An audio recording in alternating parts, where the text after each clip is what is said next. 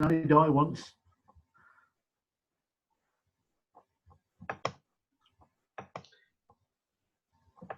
Hello, Ian. Welcome Hello. to the Birmingham Trades Council website. You're Ian Scott, President of the Birmingham Trades Council. We are living through very unprecedented times. I think none of us have ever experienced something like this before in our lifetime. I think possibly similar thing happened when there was so-called Spanish flu in 1918 or just after the First World War.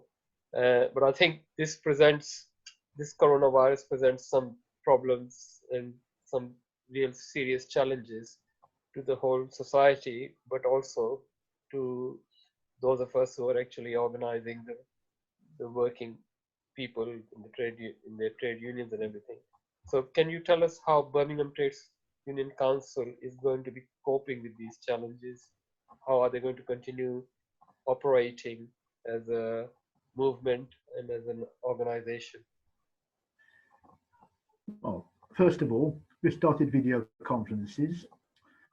We've acted in cooperation with other video conferences by other groups and organisations, getting the message out and about. Also, we need to maximise our support for trade union campaign work on the coronavirus. Also, pledge our support to the NHS workers and give them the maximum support they do need. And anything we can do more to help them, we should be able and be in a position to do so.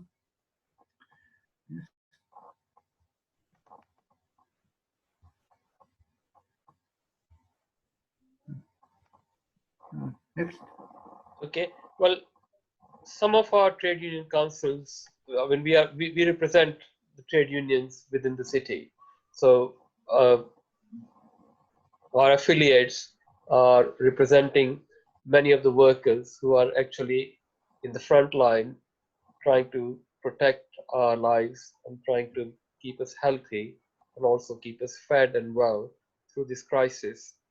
Can you tell us what challenges they face and what these unions are doing to ensure their members feel safe while providing essential services, keeping us all safe and healthy? Well, let us not forget the postal workers who are still doing the job of work. You've got the bus drivers, the train drivers. You've got other essential workers in the front line, let alone the NHS workers. The problem facing the trade unions this particular weekend is that let's talk about PPE, personal protective equipment. It's running short over the weekend. A lot of NHS workers are refusing to go to work if they don't get sufficient protective equipment. Can we blame them? No. The problem is this government of ours has been very late in coming forward to dealing with the corona crisis. Other countries around the world acted a lot quicker and a lot more sensibly. Now, a lot of trade unions are calling out for more equipment. Now, had we maintained a manufacturing base in Britain and had we kept our own farming industry, we could be feeding ourselves and producing equipment, ventilators, personal protective equipment, or what have you, one, to our own workforces in various jobs, and also to various countries around the world that do need such equipment and protective equipment and food. So therefore, much of the fault we're facing today and the trade union movement lies with our own government. Quick, very slow off the mark, and very slow in reacting, and workers are now suffering from it. As of today, 15,000 people have died of COVID-19, including one relative of mine and one friend of mine. So therefore, it is a very serious problem. And it's going to affect a lot of people personally. No doubt, it's going to impinge on how we work and how we react at later dates. And these questions need to be looked at and raised at trade union level to see what we can do in future to avoid similar incidents and make sure that we have a bank of equipment ready for any further emergencies. So it's incumbent upon all of us, without exception, to get organised and put demands on this government to say, look, this is what we want, this is what we need, It's contingencies for future events. Thank you. It seems to me, Ian, that the British government, and particularly the NHS and other social and public services, were not really prepared or very ill prepared for this crisis that happened. Now, as I understand it, there was actually an exercise done in 2016 which highlighted what needed to be done, and there were some decisions made at that time which eventually led to the fact that we were not very well prepared. Do you think this had anything to do with austerity, and the government was too focused on uh, protecting the economy and forgot and ignored the threats we faced from something like a coronavirus? Well, undoubtedly, austerity has exacerbated the situation for us. We had a health system which had been underfunded, outsourced, and slowly privatised. And they were ill-equipped, ill-prepared. A government which was, as I said earlier, slow to act on the information they received about this particular virus, let alone any other. And austerity, all in all, has had an impact on the whole situation.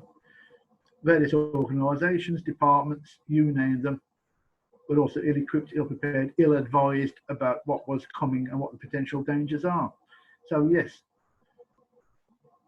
all in all, none of it has helped the situation. In fact, all of it, inaction, underfunding and what have you, and poor education has exacerbated the entire situation.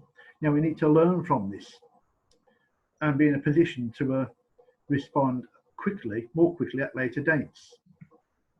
And obviously it needs the government to react to other governmental agencies around the world to ensure that any future health warnings are acted upon immediately and taken seriously, unlike what our government rather, has tried to avoid. For example, in New Zealand, once they learned about coronavirus, they shut down the borders immediately. Population of 4 million, with only 10 tragic deaths. Okay, 10 too many, yes, but it shows by a speedy response by a particular government, it shows they can save the majority of lives. Other countries around the world have done similar things. Now, Italy, which suffered badly, in excess of 14,000 deaths due to coronavirus, we in Britain have exceeded that total. Now, when you look at cooperation around the world, it's disgraceful how ventilation equipment has been denied to some countries and not to others. Venezuela, for example, was denied ventilators for corona victims. The Germans didn't give the Italians as many ventilators as they required. The German reaction to the problem was a lot stronger there in Germany than what it is here. Complete lockdown. So therefore, it shows what the authorities can do and what governments should be doing without any restrictive practices. But unfortunately, there's been a lot of petty-mindedness and politicking about the whole thing. So that's why, as I say, this is where we are today. And who are suffering for it? The majority of the victims are working people, as always, every time. So lessons do need to be learned, and we need to create a base strong enough to point out that from these lessons, what we need to do for future dates. Okay, next question. Okay, I think the Birmingham Trades Council, along with many other workers' organizations, both in this country and in the world internationally, will be celebrating a couple of events over the next few weeks. One of them is the Workers' Memorial Day, which is on the 28th of April, and I think I've already spoken to Kathy about that. She is your colleague on the executive of the Birmingham Trades Council. Now, we are also going to be marking May Day on the 2nd of May. Can you tell us what Birmingham Trades Council will be doing this May Day under the lockdown that we are presently living through? Well, first of all, with our May Day event, it's no secret that the plans we had got are in tatters.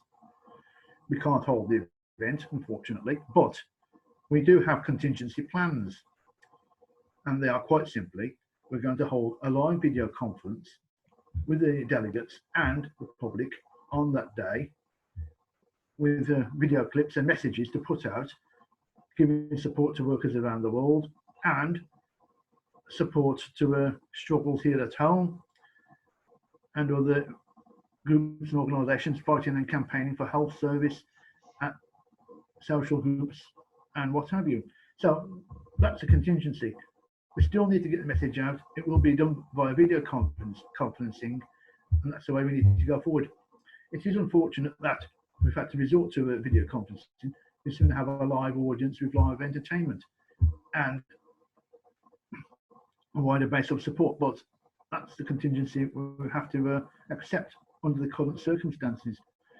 And obviously, at future dates, when we do hold May Days proper with political support and what have you, we need to look at the contingency of video conferencing as a backup, so that once an event is recorded, we get that same message and messages out to all the people from the delegates and contributors on the day.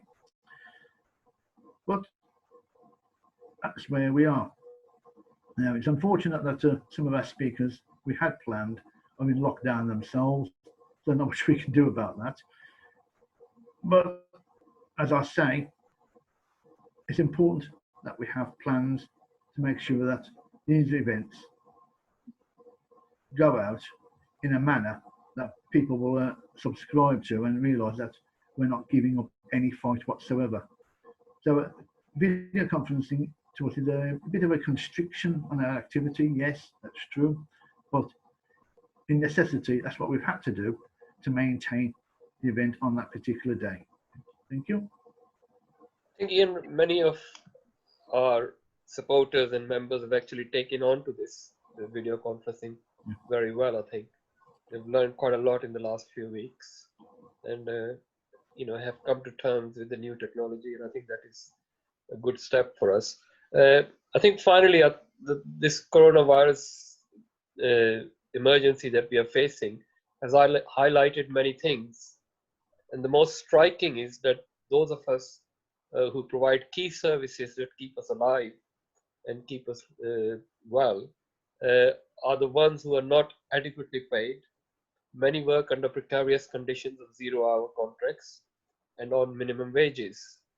What do you think should be done by unions and our movement to ensure that post-coronavirus, the key workers are adequately paid and the conditions of work give them security we all know now that they deserve? Well, the answers are quite straightforward on that one. In the Labour Party's election manifesto, they were going to remove 0-hour contracts. Labour did not win the election. That would have been a step long overdue and more than welcome. But we need to look at campaigns for people on short-term contracts and where they need to be put on full-term contracts. Look, we need to look at rates of pay. We need to look at a properly funded health service where people are given decent rates of pay with decent contracts and terms and conditions that makes it worthwhile for them to work for the health service. But having said that, we need to look at workers all in all around Britain to look at what terms and conditions they have got, and also the question of pensions. Because don't forget, at the end of the day, when people go to work, they'll be expecting a pension, a decent pension. So that's what another issue we need to take on board. A series of clear demands: pensions, health, job protection, job rights, decent rates of pay, removal of 0 hours. Now, it's only when the series of demands that we create can we get the support that we need to push these campaigns forward. And this, in my view, is the way we should be going forward. So the whole the ground before us is breaking up. There's no two ways about it. And obviously, when we look at the health service in particular, which is in vogue at the moment, now it's arguable that the government's support for of the health service could lead to an end for calls to privatisation. It could actually, hopefully, lead with a sufficient campaign and trade union work behind it, lead to a campaign for the fully funded NHS. So there's plenty of initiatives and incentives in front of us post COVID-19 crisis, but it's up to us to grab the opportunity and push these campaigns and issues forward. Thank you. Thank you, Ian.